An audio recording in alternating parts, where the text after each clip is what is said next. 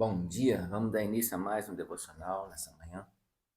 Atos capítulo 13, o texto é longo e eu quero ler com vocês.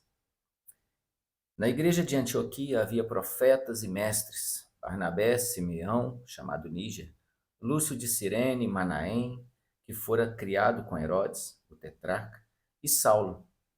Enquanto adoravam o Senhor e jejuavam, disse o Espírito Santo: Separem-me Barnabé e Saulo para a obra a que os tenho chamado. Assim, depois de jejuar e orar, impuseram-lhe as mãos e os enviaram.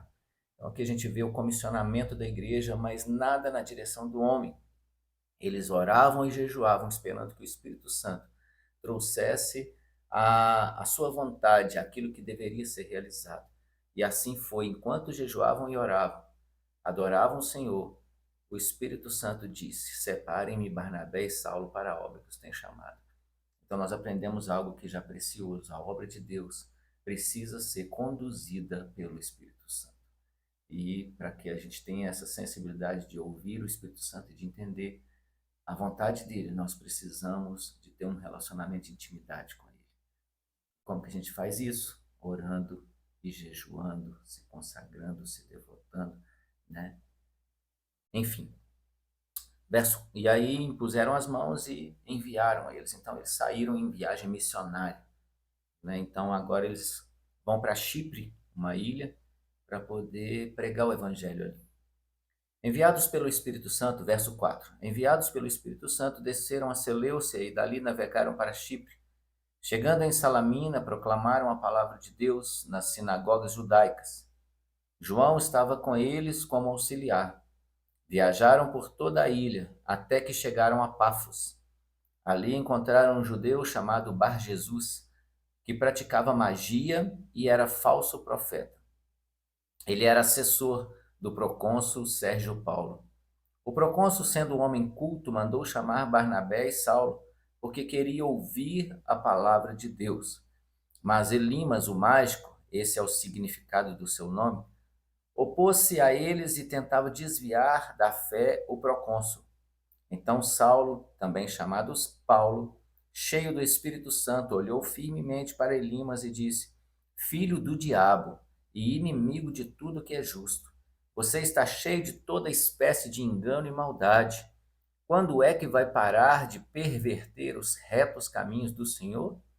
Saiba agora que a mão do Senhor está contra você, e você ficará cego e incapaz de ver a luz do sol durante algum tempo.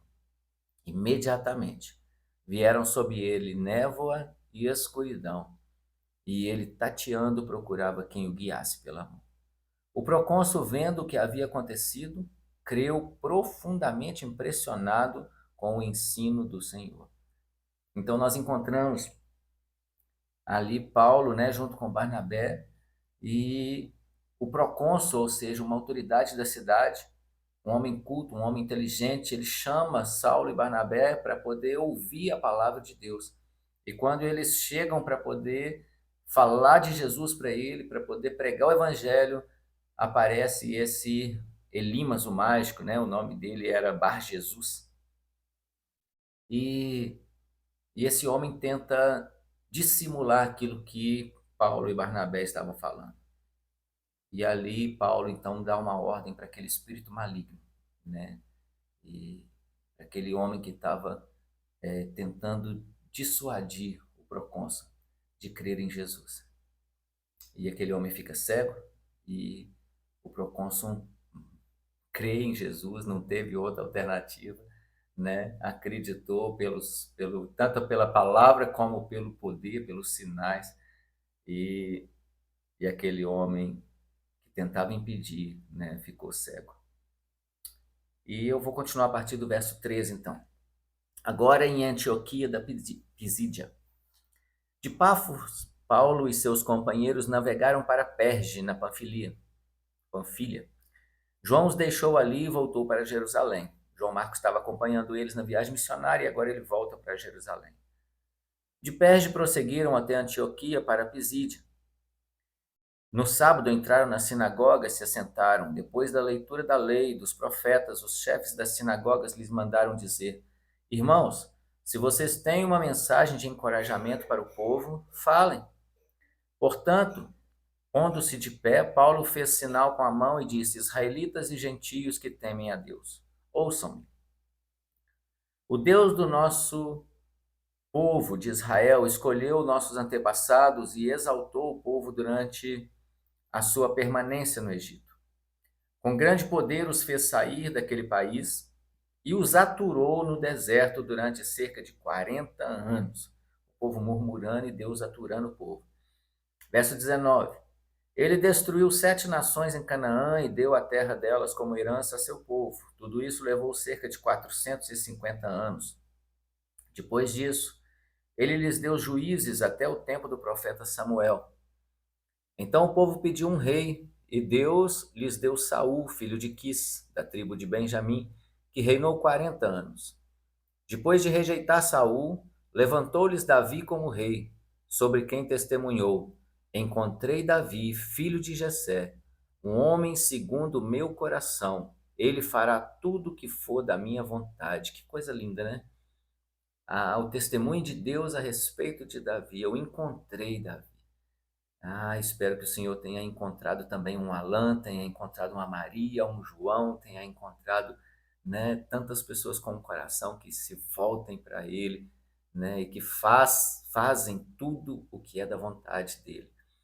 Verso 23. Da descendência desse homem, Deus trouxe a Israel o Salvador, Jesus, como prometera.